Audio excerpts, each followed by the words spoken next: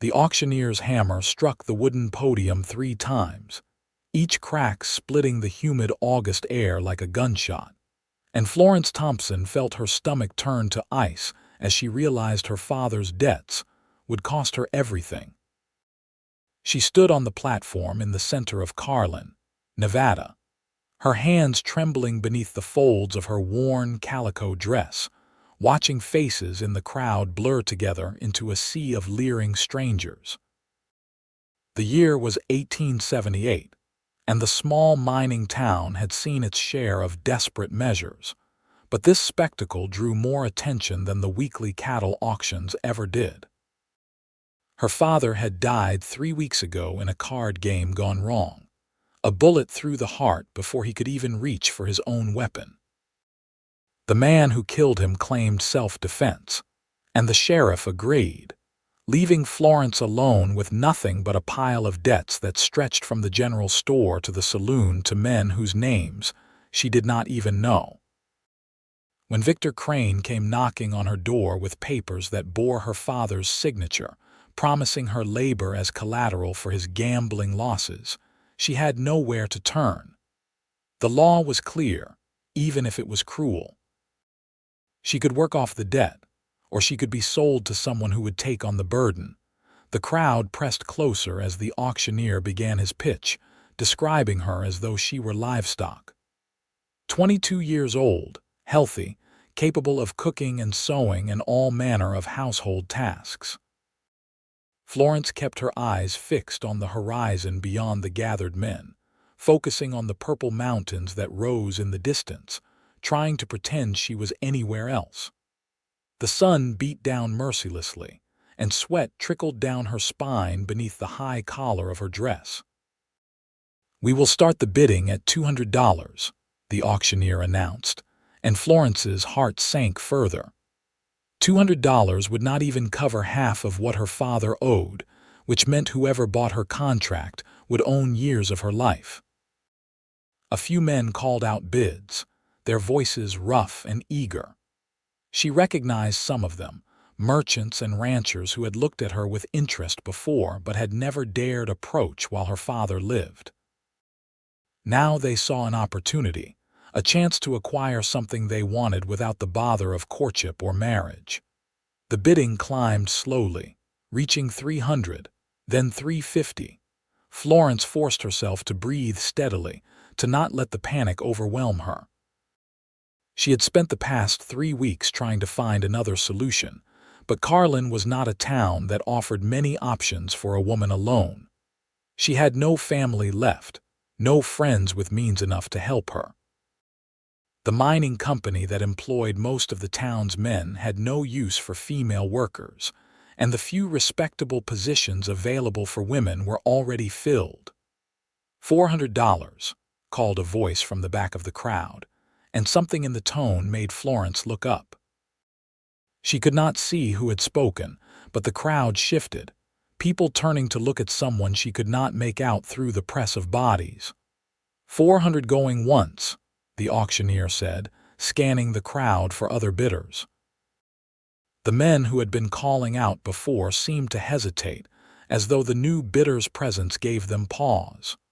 $400 going twice, the auctioneer continued, raising his hammer. Florence held her breath, wondering if this was it, if her fate was about to be sealed to a man she had not even seen. The hammer fell, and the auctioneer declared, "Sold to Preston Foster for $400. The crowd began to disperse, men muttering among themselves, some disappointed, others simply eager to get back to their business. Florence stood frozen on the platform, searching the thinning crowd for the man who had just purchased her future. Finally, she saw him approaching, and her first thought was that he looked nothing like she had expected. Preston Foster was tall and lean, with sun-darkened skin and dark brown hair that curled slightly at the collar of his shirt. He wore the practical clothing of a working cowboy, sturdy denim trousers, and a cotton shirt with the sleeves rolled to his elbows, a worn hat shading his face from the brutal sun. He could not have been more than 26 or 27, younger than most of the men who had been bidding, and when he looked up at her, his eyes were a startling clear blue that seemed out of place in his weathered face. He stopped at the base of the platform and looked at her for a long moment, his expression unreadable. Then he held out his hand, not to claim her, but to help her down from the raised wooden structure. Florence hesitated, then accepted his hand, letting him steady her as she descended the steps. His grip was firm but gentle, calloused from years of hard work. Up close, she could see the fine lines at the corners of his eyes, the result of squinting into the sun day after day. "Miss Thompson," he said, his voice low and steady, "I am Preston Foster. I reckon you are wondering what happens now." Florence nodded, not trusting herself to speak. Her throat felt tight, and she was afraid that if she opened her mouth, a sob might escape instead of words. Preston glanced around at the few stragglers still watching them with interest, then gestured toward the edge of town. "Let us walk a bit, away from all these eyes. We need to talk." She followed him, feeling numb and disconnected from her own body. They walked past the general store and the assay office, past the saloon where her father had lost his life and his money, until they reached the edge of town where the buildings gave way to scrub, brush, and dust. A few cottonwood trees offered sparse shade near a dry creek bed, and Preston stopped there, removing his hat and running a hand through his hair. "I know you are scared," he said, turning to face her. "I know you do not know me from Adam, and you have every reason to believe the worst right now. But I need you to listen to me for a minute." Florence wrapped her arms around herself despite the heat. "You bought me," she said, her voice barely above a whisper. "You own my labor for however long it takes to work off my father's debts. I understand how this works." Preston shook his head. "No, you do not understand. I bought your contract, that is true, but I am not going to hold you to it." She stared at him, certain she had misheard. "What?" "I am tearing it up," he said, and to her amazement, he pulled a folded paper from his pocket, the contract that Victor Crane had drawn up and the auctioneer had transferred to him. He held it up so she could see her father's shaky signature at the bottom, then slowly tore it in half, then in half again, letting the pieces fall to the ground. Florence felt her knees go weak. "I do not understand. You just spent $400. Why would you do that?" Preston looked out at the mountains in the distance, his jaw tight. "About 6 years ago, when I was 20, I was working on a ranch down in Texas. The foreman's daughter got herself into some trouble, owed money to some bad men. Her father was going to sell her off to settle the debt, just like what almost happened to you today. I was just a ranch hand, did not have 2 nickels to rub together, and I could not do a damned thing to help her. I had to watch her get taken away by a man who treated her like property he had purchased." He paused, his hands clenching into fists at his sides. "I swore to myself that if I ever had the means, if I ever saw something like that happening again, I would not stand by. I have been working and saving for 6 years, built up a little stake for myself. When I heard about what was going to happen to you today, I knew I had to be here." Florence felt tears welling in her eyes, but she blinked them back furiously. "You do not even know me. Why would you throw away everything you have worked for on a stranger?" Preston met her gaze, and the intensity in his blue eyes took her breath away. "Because no person should be sold like cattle. Because your father's debts should not become chains around your neck. Because it is the right thing to do." He gestured to the torn pieces of the contract on the ground. "You are free, Miss Thompson. You do not owe me anything. Not labor, not money, not gratitude. You can walk away right now and go wherever you want." She stared at him, trying to process what he was saying. Freedom. He was offering her freedom, asking for nothing in return. It seemed impossible, too good to be true. Men did not do things like this, not without expecting something. "Where would I go?" she asked, her voice breaking. "I have nothing. No money, no family, no home. Victor Crane will come after me again if he thinks I am not bound by the contract." Preston's expression hardened. "Victor Crane will not bother you. I made it clear to him and the auctioneer that the debt is settled. If he has a problem with that, he can take it up with me. But the money you paid, that was only $400. My father owed more than $1,500. I do not care what your father owed. As far as I am concerned, the matter is closed." Preston put his hat back on, adjusting the brim. "Now, as for where you will go, I have a proposition for you. Not an obligation, just an offer you can refuse if you want." Florence waited, her heart pounding. "I have a small ranch about 10 miles from here," he said. "Nothing fancy, just a cabin and enough land to run some cattle. I have been working it alone for the past 2 years, and I could use some help. I am not asking you to be a servant or anything like that. I am asking if you would be willing to work as a partner of sorts.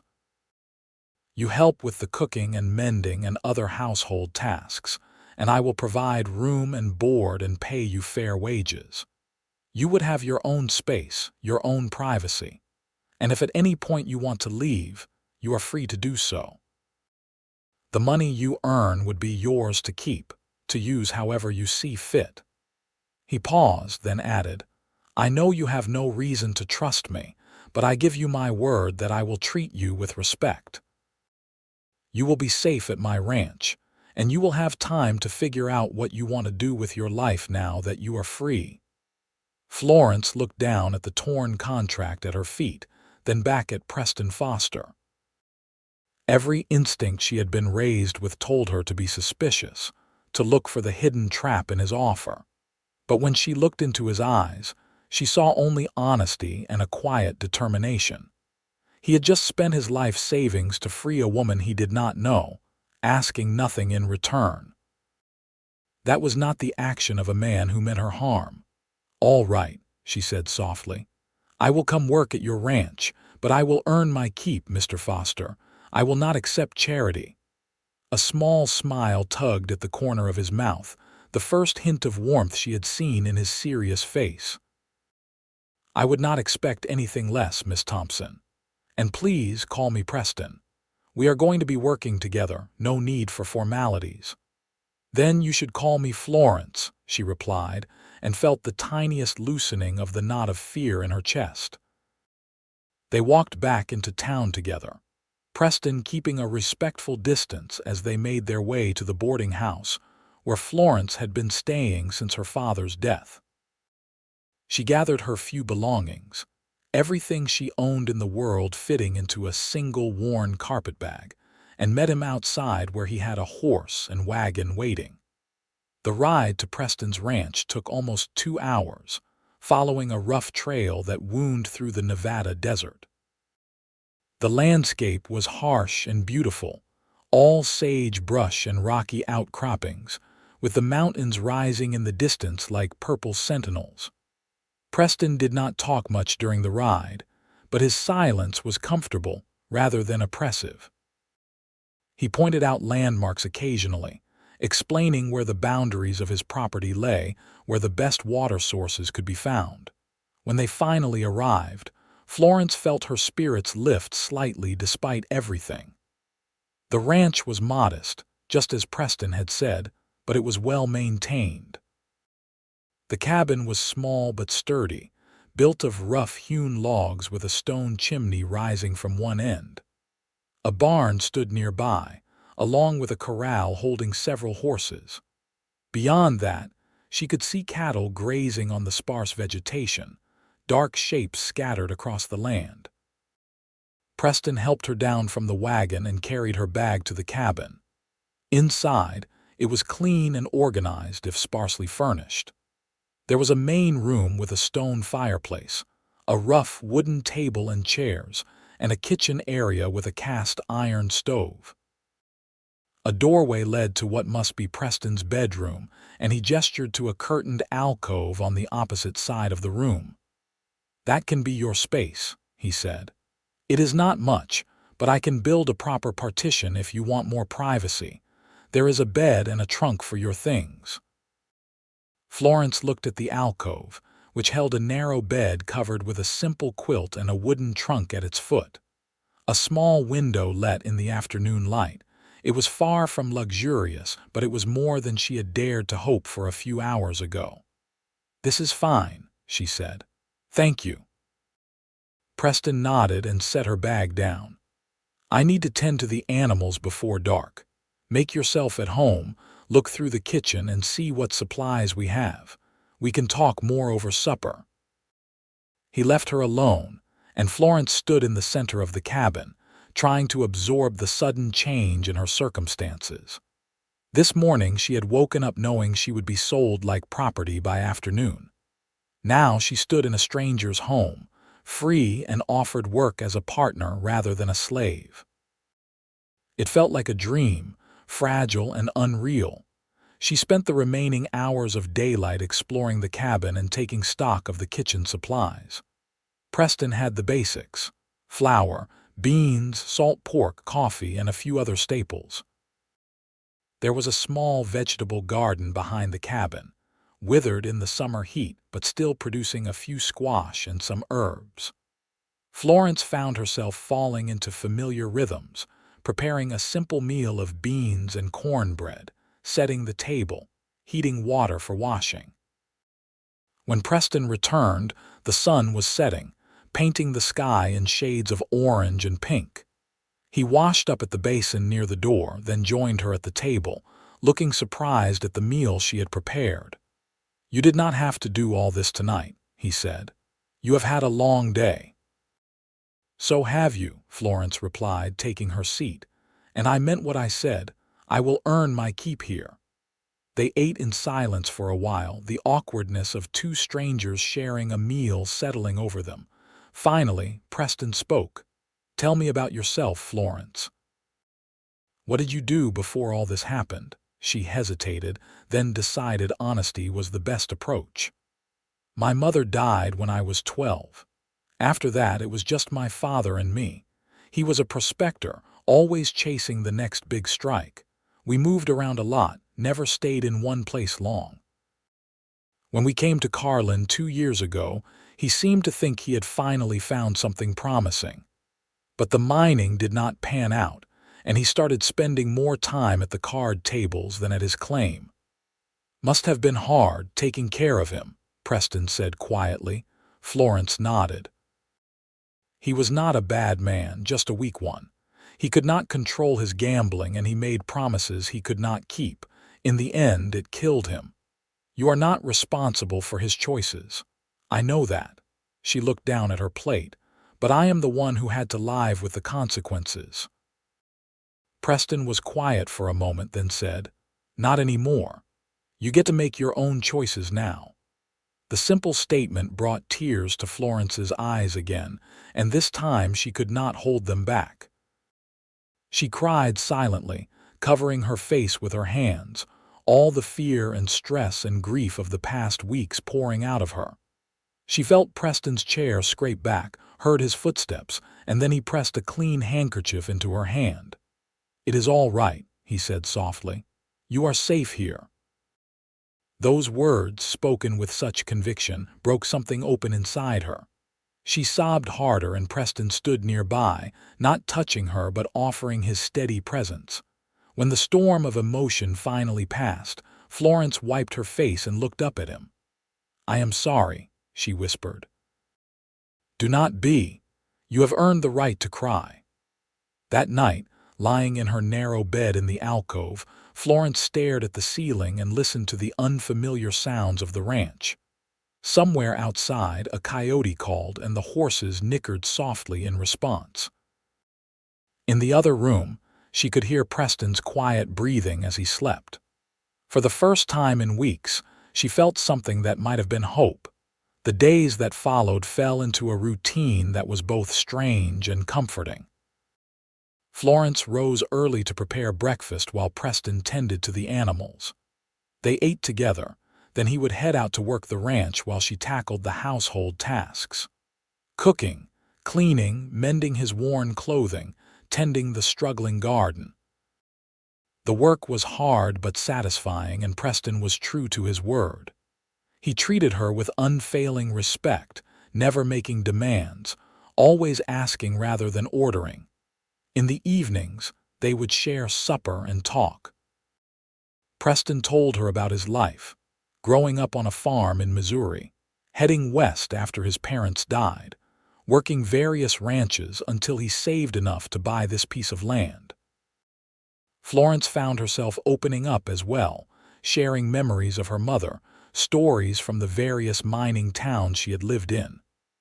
Preston was a good listener, asking thoughtful questions, never judging. As the weeks passed, Florence began to notice things about Preston that stirred unfamiliar feelings in her chest. The way he was gentle with the horses, speaking to them in a low, soothing voice. How he always made sure she ate enough, even if it meant taking a smaller portion for himself. The rare smiles that lit up his serious face when she said something that amused him.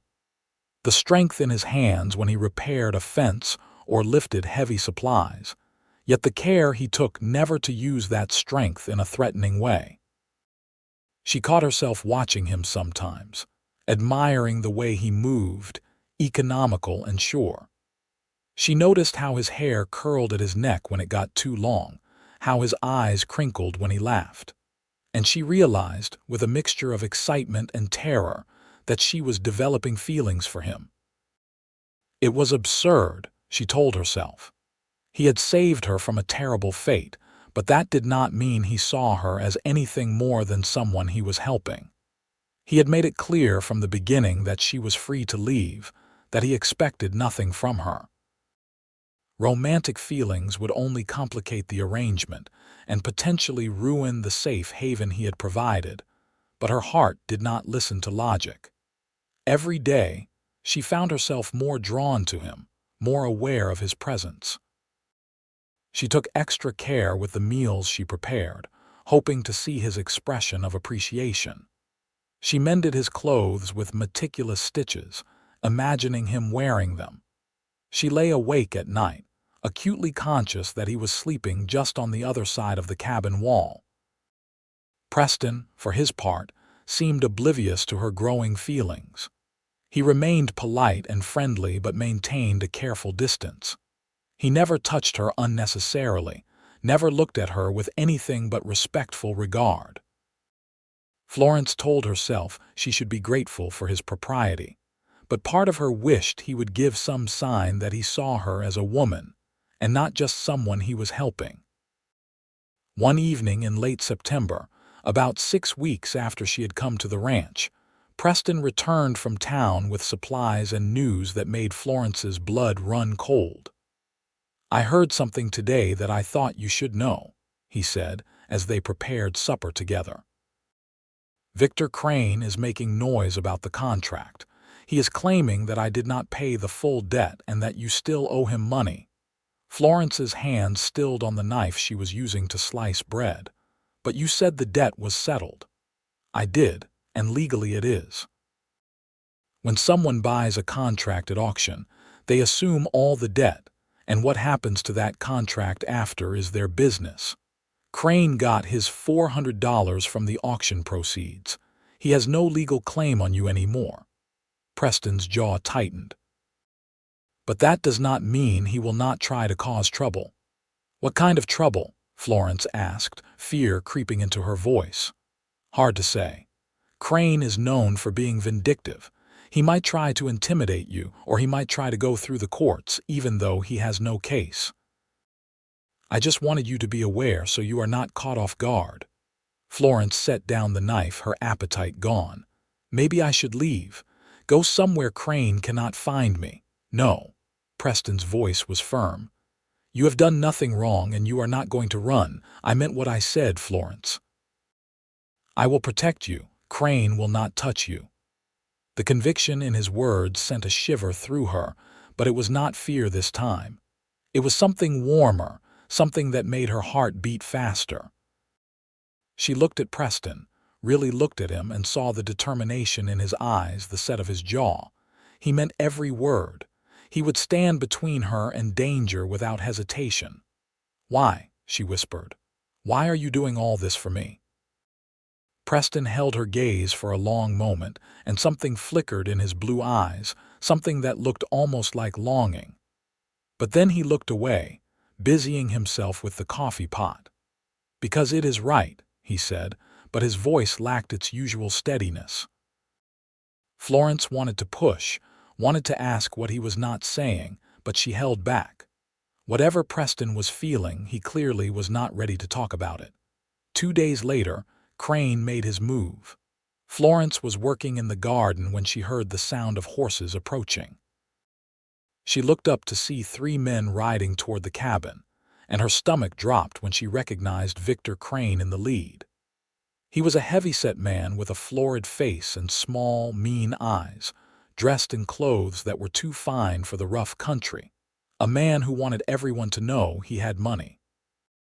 Florence straightened, wiping her hands on her apron, trying to calm her racing heart. Preston was out checking on the cattle in the far pasture. She was alone. Crane reined in his horse a few feet from where she stood and looked down at her with a sneer. "Well, well. The little debtor, playing at being a rancher's wife. What do you want, Mr. Crane?" Florence kept her voice level, though her hands were shaking. "What I want is what I am owed. Your father promised me $800, and I only got $400 from that auction. That means you owe me $400 more. The debt was settled when Mr. Foster bought my contract. That is the law." Crane dismounted, and his 2 companions followed suit. They were rough-looking men, hired muscle meant to intimidate. "The law says a lot of things, girl. But out here, the law is what powerful men say it is. And I am a powerful man in Carlin." Florence took a step back, looking toward the barn, wondering if she could make it there before they grabbed her. But Crane seemed to read her thoughts and moved to block her path. "Now, I am a reasonable man," he said, his voice oily. "I am willing to forgive the debt if you come back to town with me. I have a business proposition that would benefit us both." "I am not interested in any proposition from you." Crane's face darkened. "You do not have a choice, girl. Your father signed a contract, and I have rights. You have no rights." The voice came from behind Crane, and Florence's heart leaped as she saw Preston striding toward them, having appeared seemingly from nowhere. He must have seen the riders from the pasture and raced back. "The contract was dissolved. You were paid what the law requires. Leave my property." Crane turned to face Preston, and his 2 hired men moved to flank him. "This does not concern you, Foster. This is between me and the girl. Her name is Florence Thompson, and anything concerning her concerns me." Preston stopped a few feet away, his hand resting casually on the gun at his hip. Florence knew he was not a gunfighter, but the gesture was clear. "I am telling you one more time, leave. Or what? You will shoot me." "These men are witnesses. That would be murder." "Self-defense," Preston corrected. "You are on my land, threatening someone under my protection. Now leave, or I will have the sheriff out here to explain the law to you." For a long moment, the 2 men stared at each other, tension crackling in the air. Florence held her breath, terrified that violence would erupt. But finally, Crane stepped back, making a gesture to his men. "This is not over," he said, his voice low and menacing. "You cannot watch her every minute, Foster. Sooner or later she will be alone, and when that happens I will collect what I am owed. If you come near her again, if you so much as look at her wrong, I will make you regret it." Preston's voice was deadly calm. "And that is not a threat, Crane. It is a promise." Crane spat in the dirt, then mounted his horse. His men followed, and they rode off, leaving a cloud of dust in their wake.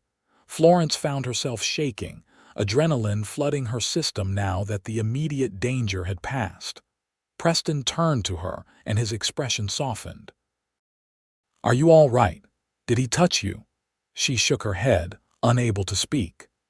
Preston closed the distance between them and for the first time since she had arrived at the ranch, touched her deliberately, placing his hands on her shoulders and looking into her eyes. "Florence, I need you to tell me the truth. Are you all right?" "I am fine," she managed. "You came back just in time." He exhaled sharply, and she realized he had been more frightened than he let on. "I saw them riding in and rode hard to get back. If anything had happened to you—" He did not finish the sentence, but Florence saw something in his eyes that made her breath catch. It was not just concern for someone under his protection. It was something deeper, something personal. "Preston," she said softly, but he released her shoulders and stepped back, his walls going up again. "Come inside. I need to make sure all the doors and windows are secure. From now on, you do not go anywhere alone. If I am working the far pasture, you come with me." Crane is not going to back down easily. They went inside, and Preston spent the next hour checking every possible entry point, making sure everything was locked and barred. Florence watched him work, seeing the tension in his shoulders, the worry in his eyes. When he was finally satisfied, he sat down at the table and ran a hand through his hair. "I am going to ride into town tomorrow and talk to the sheriff," he said. "Make sure there is a record of Crane's threats. It probably will not stop him, but at least there will be documentation if something happens." "I am sorry," Florence said, taking the seat across from him. "I have brought nothing but trouble to your life." Preston looked at her sharply. "Do not say that. None of this is your fault. If you had not bought my contract, you would still have your money and your peaceful life. If I had not bought your contract, you would be in a far worse situation, and I would have to live with knowing I did nothing to help." He reached across the table and took her hand, the gesture so unexpected that Florence froze. "Florence, having you here has not been trouble. It has been the opposite." Her heart was pounding so hard she was sure he could hear it. "What do you mean?" Preston looked down at their joined hands, his thumb tracing small circles on her palm. "For 2 years, I have been alone out here, working from sunup to sundown, eating cold beans straight from the can more often than not, talking to the horses because there was no one else. When I saw you on that auction platform, I saw someone who needed help, and I knew I had to do something. But what I did not expect was how much it would change things for me." He looked up, meeting her eyes.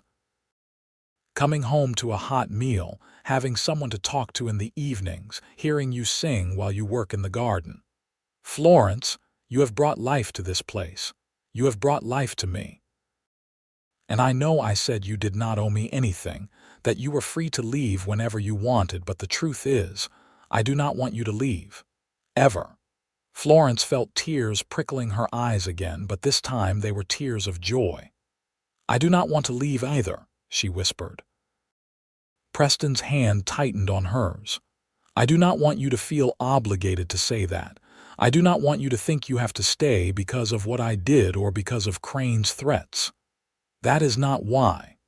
Florence took a deep breath, gathering her courage. "Preston, over the past 6 weeks I have come to care for you. More than I should, probably, given the circumstances. But I cannot help it.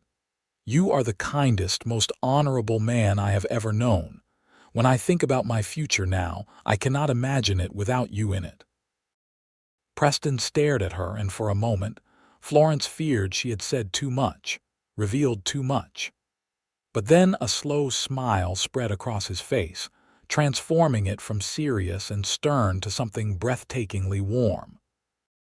"Florence Thompson," he said, his voice rough with emotion, "I have been half in love with you since the day I brought you home. Watching you bring order to this cabin, seeing you pour care into everything you do, hearing your laugh when something amuses you. It has been torture, keeping my distance, trying to be honorable when all I wanted was to tell you how I felt." "Then why didn't you?" she asked. "Because I did not want you to feel pressured. You have been through so much, lost so much. I wanted you to have time to heal, to figure out what you wanted without me pushing my feelings on you." He stood, still holding her hand, and pulled her to her feet. "But if you are telling me that you feel the same way, then I am done keeping my distance." He cupped her face in his hands, his calloused palms warm against her cheeks, and looked at her with an intensity that made her dizzy. "Can I kiss you, Florence?" "Yes," she breathed, and then his lips were on hers, gentle and searching. Florence melted into him, wrapping her arms around his neck, kissing him back with all the longing she had been holding inside. It was everything she had imagined and more, sweet and passionate and right. When they finally broke apart, both breathing hard, Preston rested his forehead against hers. "I love you," he said simply. "I know it is fast. I know we have not known each other long, but I am certain of it. I love you." "I love you too," Florence replied, and saying the words out loud felt like taking flight. "I love you, Preston Foster." He kissed her again, longer this time, and when they finally separated, he kept his arms around her, holding her close. They stood like that for a long time, swaying slightly, marveling at the sudden shift in their relationship. Everything had changed in a matter of minutes, and yet Florence felt that it had been inevitable from the moment Preston tore up her contract and offered her freedom. That night, they sat together on the porch steps, watching the stars emerge in the vast Nevada sky. Preston had his arm around Florence's shoulders, and she leaned against him, feeling safe and cherished in a way she had never experienced before. "What happens now?" she asked softly. "Now we figure out how to deal with Crane and keep you safe," Preston said. "And then, if you are willing, I would like to court you properly. Take you to town for dinner, maybe a dance if they have one. Let everyone know that you are spoken for." Florence smiled. "I think I would like that. And after that, when enough time has passed that you are sure of your feelings, I would like to marry you." Preston's voice was serious. "But only when you are ready, Florence. No pressure, no expectations. I am not going anywhere." "I am already sure," she said, turning to look at him. "I know it has only been 6 weeks, but I have never been more certain of anything in my life. I want to spend my life with you, Preston. I want to build a home here, work this ranch together, raise a family if we are blessed with children. I want all of it with you." Preston kissed her forehead, her cheeks, her lips. "Then that is what we will do. But first, we handle Crane."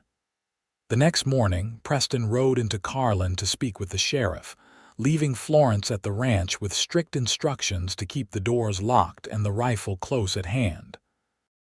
He returned in the afternoon looking grim. "The sheriff says his hands are tied unless Crane actually does something illegal," he reported. "Making threats is not enough, apparently. He suggested I hire some men to help guard the ranch, but I do not have the money for that, not after buying your contract." Florence felt a stab of guilt, but Preston shook his head before she could speak. "Do not even think about feeling bad. I would spend that money again in a heartbeat. We will figure this out." Over the next few days, they worked out a system. Florence stayed close to the cabin, and Preston made sure he was never too far away to respond if trouble came. They saw no sign of Crane or his men, but the tension was wearing on both of them. Florence hated feeling like a prisoner in what should have been her sanctuary, and Preston was stretched thin trying to maintain the ranch while keeping constant watch. It was Florence who came up with the solution. "What if we got married right away?" she suggested one evening. "If I am your wife, legally, would that give me more protection?" Preston frowned thoughtfully. "It might.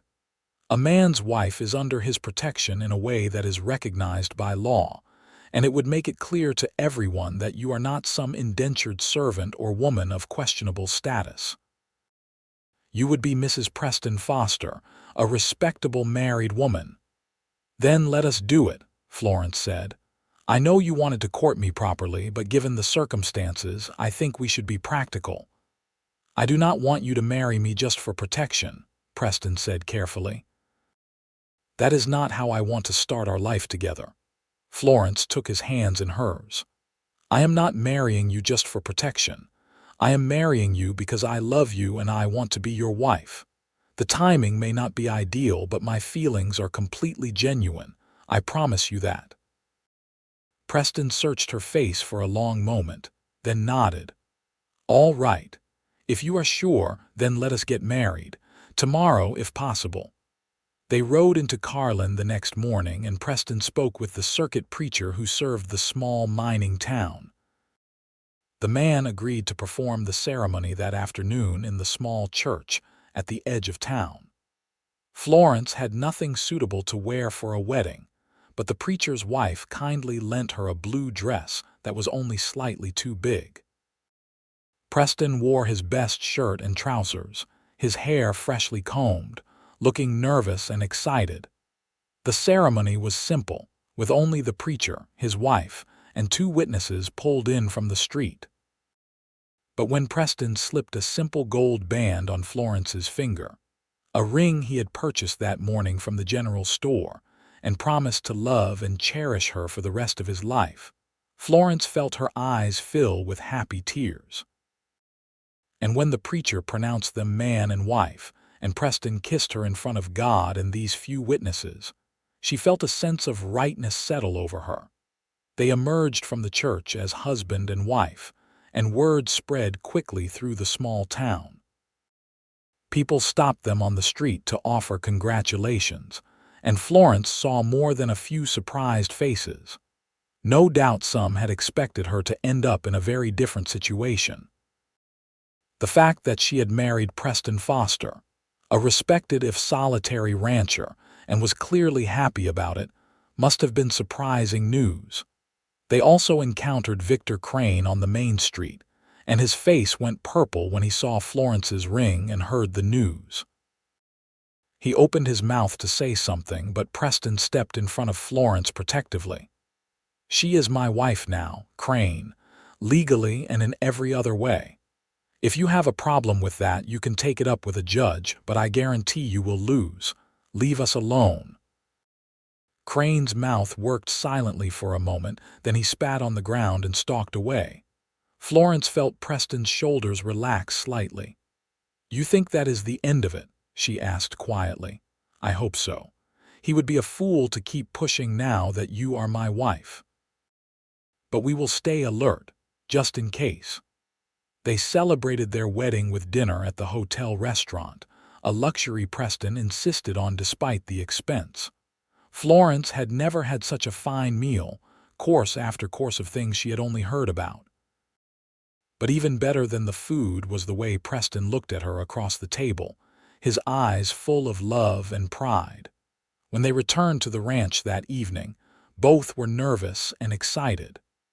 Everything had changed so quickly, from Florence working as hired help to being Preston's wife. They stood awkwardly in the cabin for a moment, suddenly shy with each other, before Preston spoke. "Florence, I want you to know that we do not have to rush anything. We may be married, but I will not pressure you to fulfill any wifely duties until you are ready." Florence felt a rush of love for this honorable man.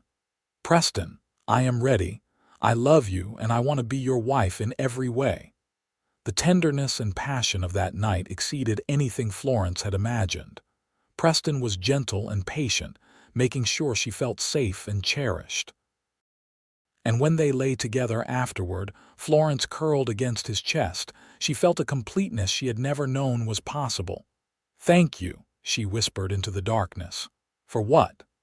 Preston's voice was drowsy and content. "For saving me, for loving me, for giving me a life I never dreamed I could have." Preston kissed the top of her head.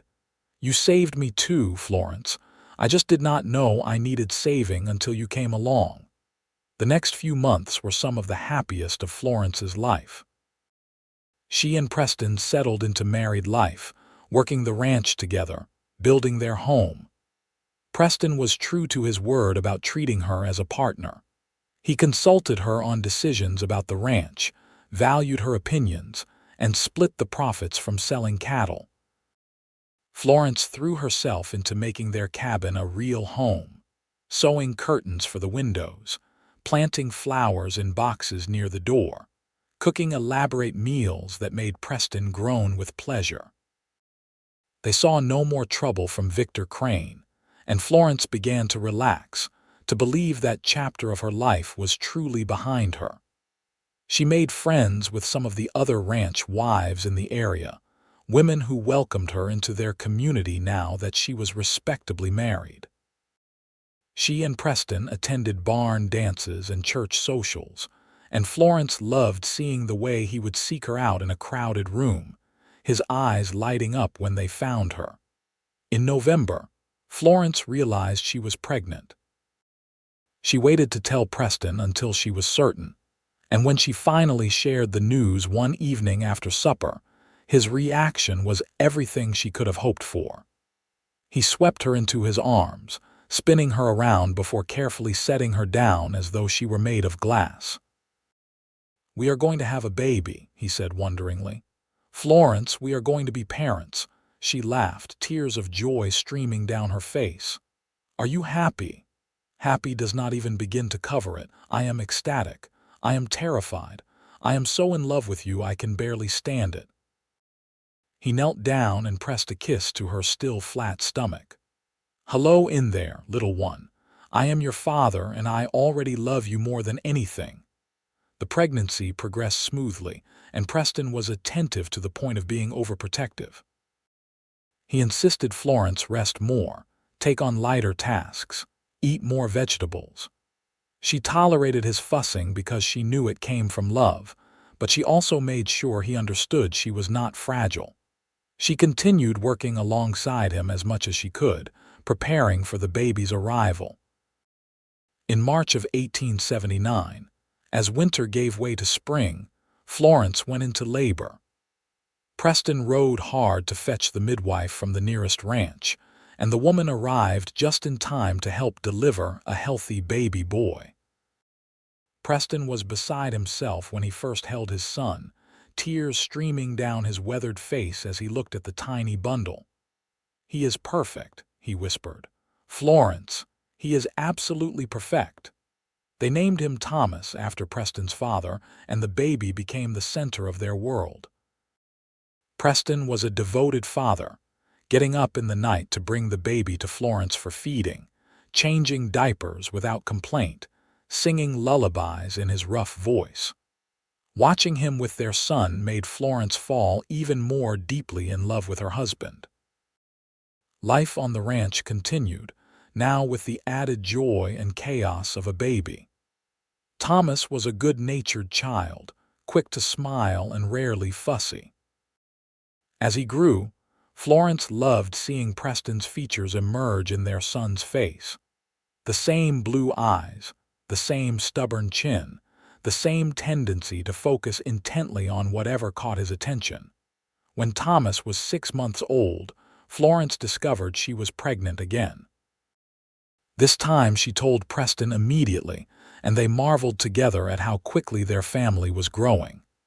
Their second child, a girl they named Sarah, was born in early 1880. She had Florence's dark hair and a fierce temperament that made both parents laugh. The ranch prospered during those years. Preston expanded the herd, built a new barn, and added 2 rooms to the cabin so they would have more space for their growing family. Florence's garden flourished, and she began selling vegetables and preserves in town, adding to their income.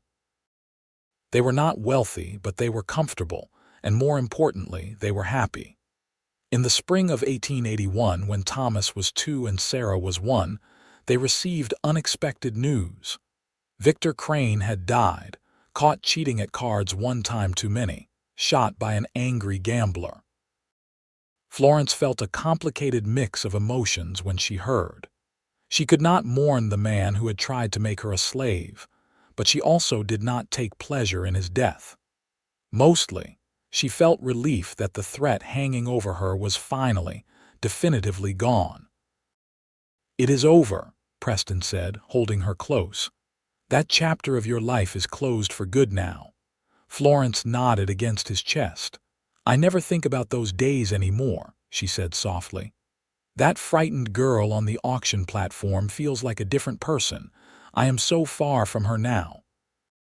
"You are still her," Preston said, "but you are also so much more. You are my wife, the mother of our children, my partner in every way. You are the strongest, most resilient person I know." As the years passed, Florence and Preston's love only deepened. They had 2 more children, another boy they named Daniel in 1882, and finally another girl, Emma, in 1884. Their cabin was full of noise and laughter, children running in and out, helping with chores, learning to ride horses under Preston's patient instruction. Florence looked back on the day of the auction as the worst and best day of her life. The worst because of the terror and humiliation she had endured, but the best because it had led her to Preston. If her father had not died, if he had not left debts, if she had not been put on that auction platform, she would never have found the love of her life. It was a terrible thing to be grateful for, but she could not deny the truth of it. On their 10th wedding anniversary, Preston surprised her with a gift. He led her outside to where a new sign hung over the ranch entrance, freshly painted letters spelling out Thompson Foster Ranch. "I know you gave up your name when we married," Preston said. "But I want you to know that you never stopped being Florence Thompson. You just added Foster to who you are. This ranch belongs to both of us, and I want everyone to know it." Florence threw her arms around his neck, overcome with emotion. After all these years, he still found ways to show her how much he valued her, how much he saw her as his equal partner. They stood together, looking at the sign and then out over the land they had built together. 4 children played in the yard behind them, their laughter floating on the warm breeze. The mountains rose purple in the distance, the same mountains Florence had fixed her eyes on when she stood on the auction platform all those years ago, trying to imagine any future at all. She had never dreamed she could have this. A loving husband, healthy children, a home that was truly hers. She had thought her father's debts would destroy her, that being sold like property would break something fundamental inside her. But instead, it had led her to Preston, to a man who saw her worth and fought for her freedom, asking nothing in return. "What are you thinking about?" Preston asked, putting his arm around her waist. "How lucky I am," Florence said.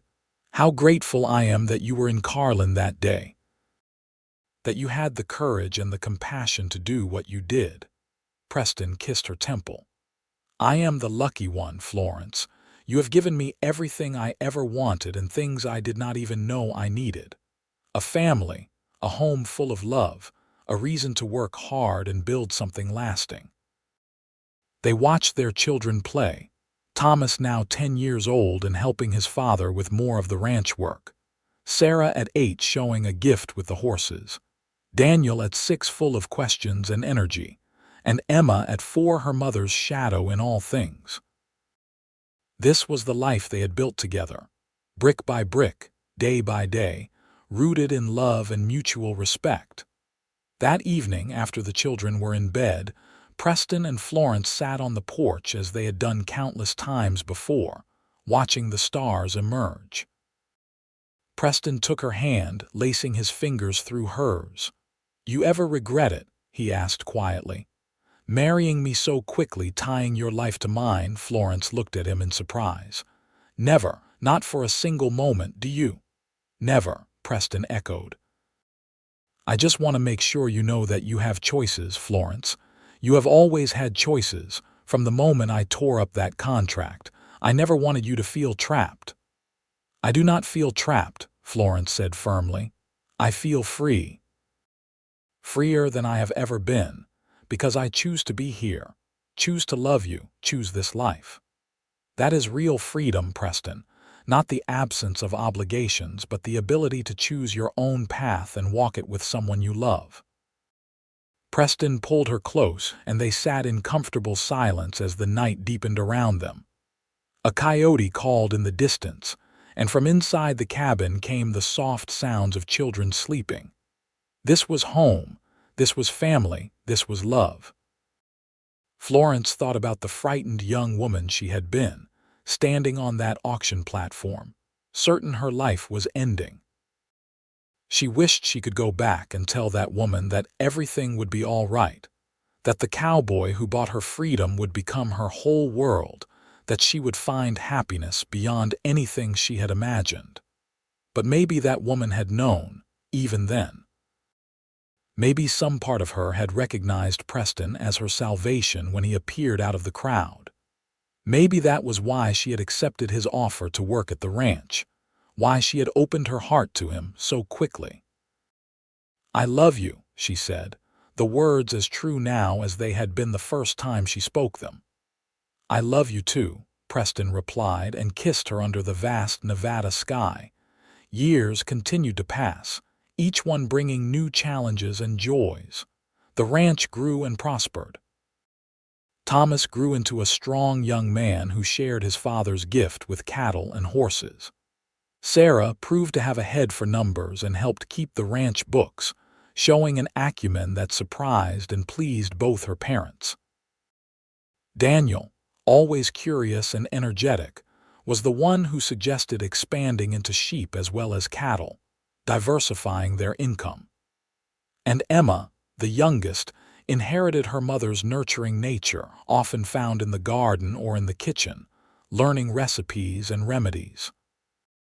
Florence and Preston watched their children grow with pride and occasional heartache as they realized how quickly time was passing. But they also found joy in growing older together, in the deepening of their bond, in the comfortable rhythms of a long marriage built on love and respect.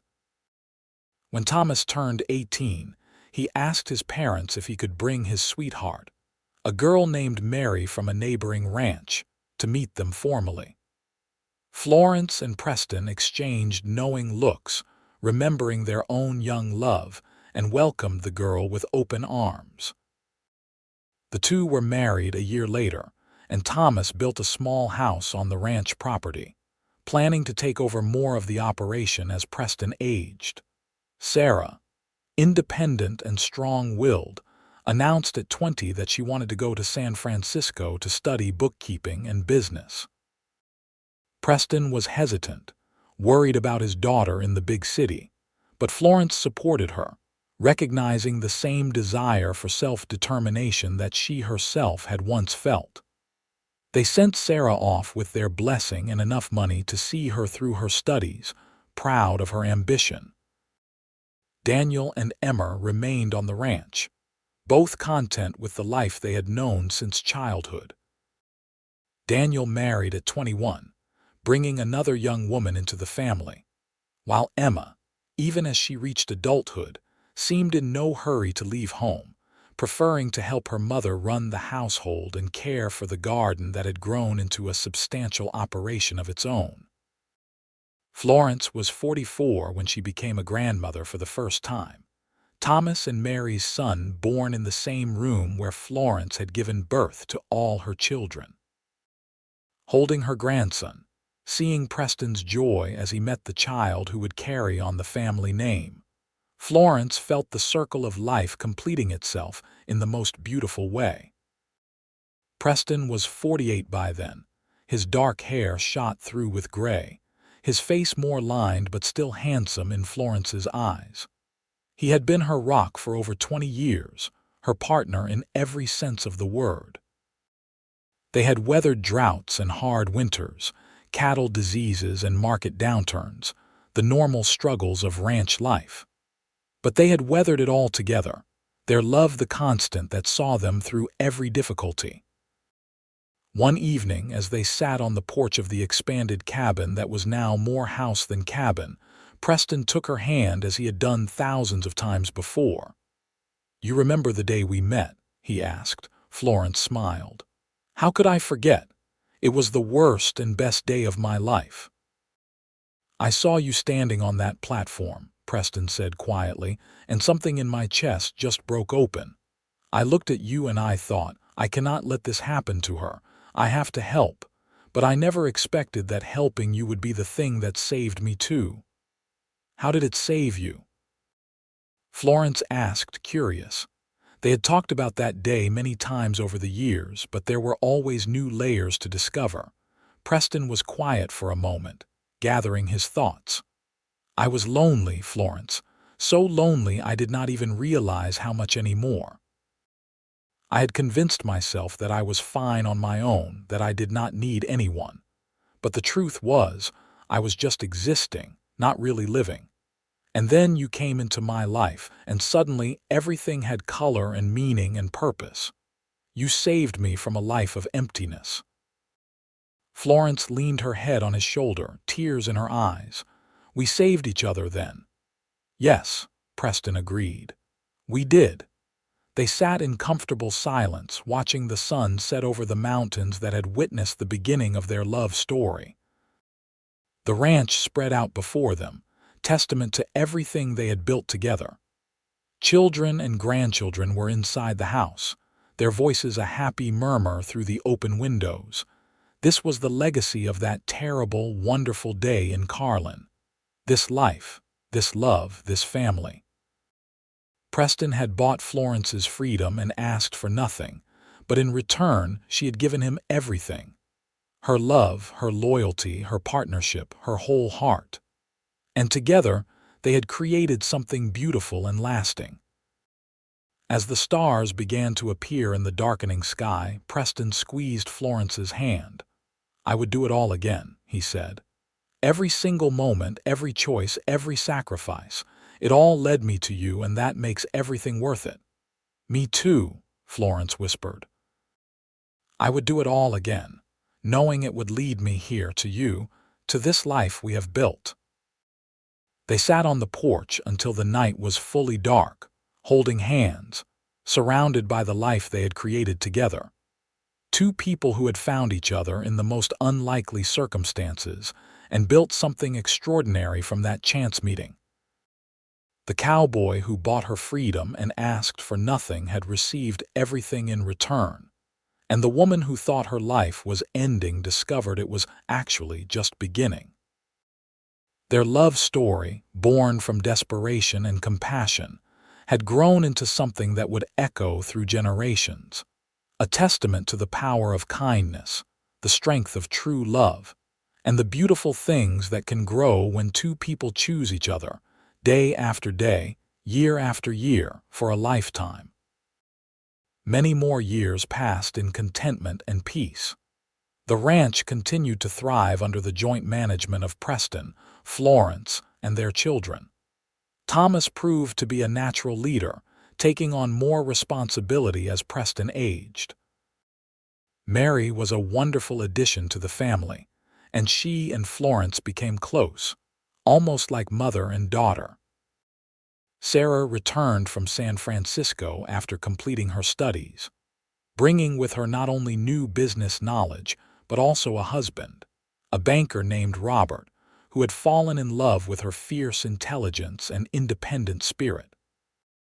They settled in Carlin, where Sarah opened a bookkeeping business that served ranchers throughout the region. Preston and Florence were proud of their daughter's success and grateful that she had found a partner who supported her ambitions. Daniel and his wife Rachel had 3 children in quick succession, filling the ranch with even more laughter and chaos. Emma finally married at 26, choosing a schoolteacher named William who had come to Carlin to establish a proper school. They built a house in town, and Emma split her time between helping her mother on the ranch and supporting her husband's educational endeavors. Florence was 52 when Preston fell ill. It started as a cough that would not go away, and despite her best efforts with herbal remedies and the attention of the doctor from Carlin, he grew steadily weaker. The diagnosis was consumption, and Florence felt her world tilt on its axis. After 28 years of marriage, she could not imagine a life without Preston. But Preston, even in illness, remained the strong, steady presence he had always been. He made arrangements for the ranch, ensuring that Thomas would take over smoothly. He spoke with each of his children individually, sharing wisdom and love. And he spent every moment he could with Florence, holding her hand, reminiscing about their life together. "I have no regrets," he told her one afternoon as they sat together in the bedroom, the late afternoon sun streaming through the window. "I have had a full, rich life, Florence, all because of you." "Do not talk like that," Florence said, tears streaming down her face. "You are going to get better." "You have to."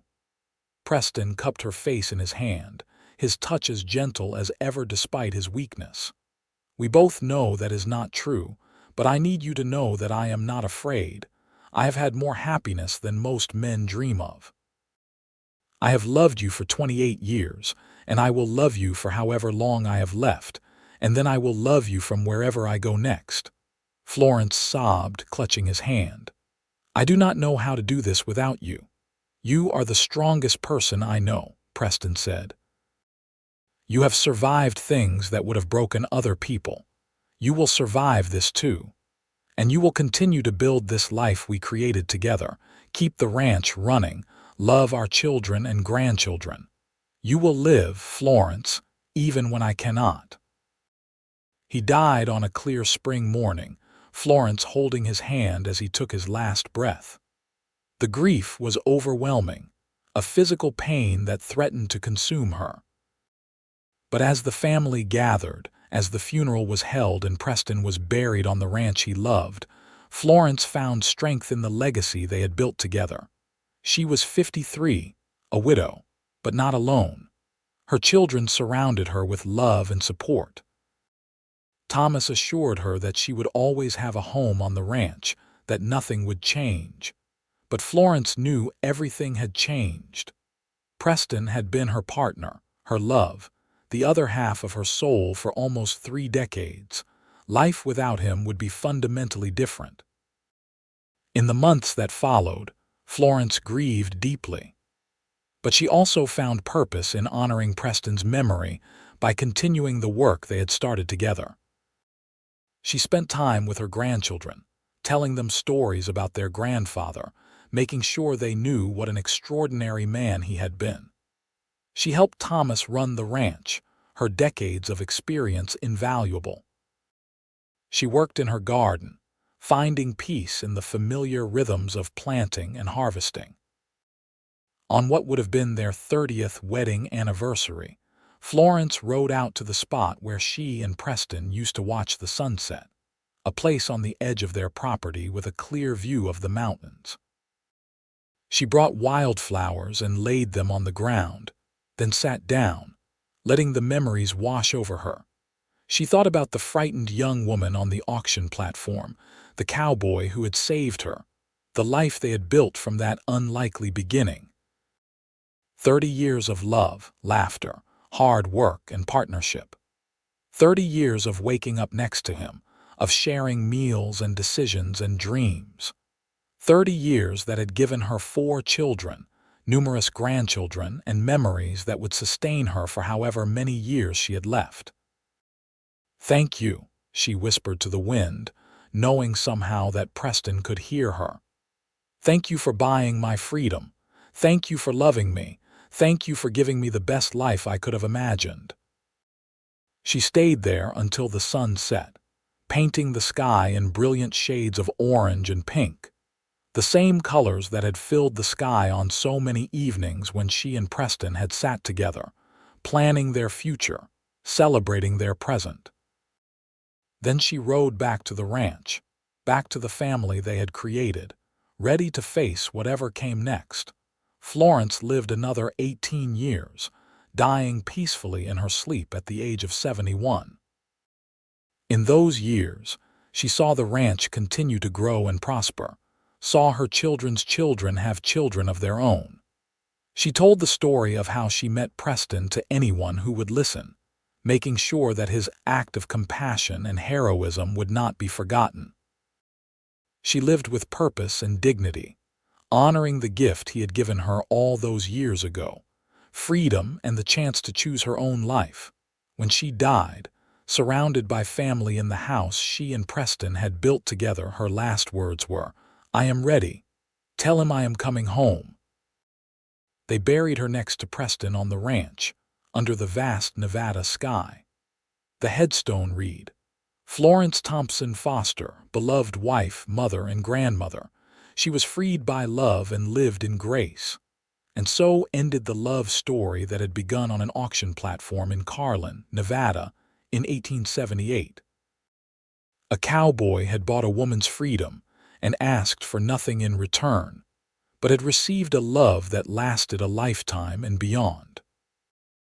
Their descendants continued to work the Thompson Foster Ranch, generation after generation, telling the story of how it all began, with an act of courage, a leap of faith, and a love that conquered every obstacle. The ranch still stands today, a testament to what two people can build when they choose each other, when they work together as true partners, when they love without reservation. Preston and Florence's story became legend in the region, a reminder that even in the darkest moments, compassion and love can create miracles.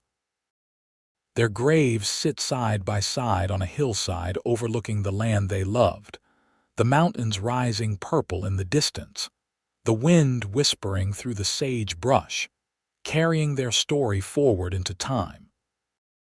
The cowboy and the woman he freed, together forever, their love story complete, their legacy living on in the family they created and the example they set for how love should be. Freely given, deeply felt, and strong enough to withstand anything life brings. And if you visit the ranch on a clear evening, when the sun is setting and the sky is painted in brilliant colors, some say you can still feel their presence.